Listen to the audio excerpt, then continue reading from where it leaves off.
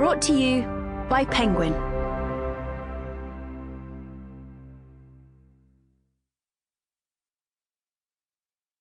Mistress of My Fate by Hallie Rubenhold. Read by Jane Mcdowell. Chapter 1. 5th of March, 1835.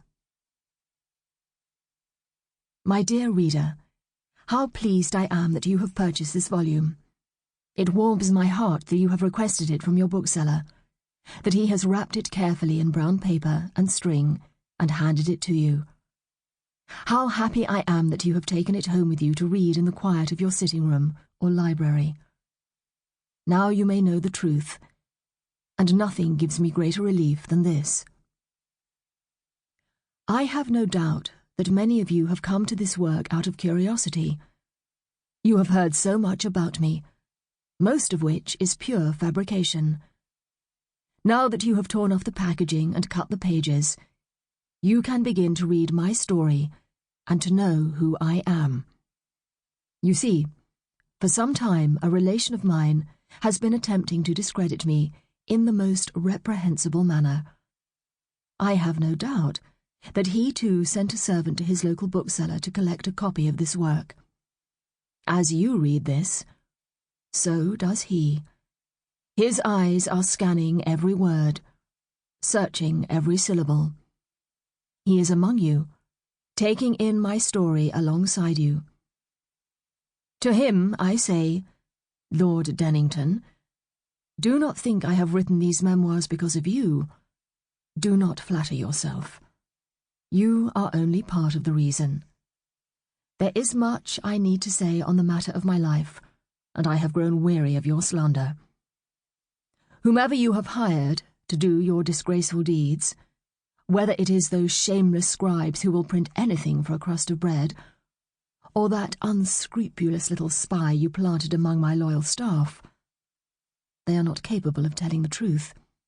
You pay them, and so they will say anything. Certainly, a man who has seen as much of the world as you should know this. Now it is my turn to pick up my pen, to clear my name, to scrub away the lies with which you have stained it. I must commend you for the amusement you have provided for me and my friends. We laughed heartily at your accusations, that I had been a circus performer, that I worked as a charlatan, attempting to revive the dead, and worse still, that I murdered a ship of sailors. Really, this is quite absurd. No, sir. As you will come to realize, these memoirs are not written solely because of you. I write because it is time for the public to hear my story, because for as long as I have been called Mrs. Lightfoot, great men and women have asked for it. The world wants my confession yet, until this moment, I refuse to honor that request. I wish to keep my life and my adventures quiet.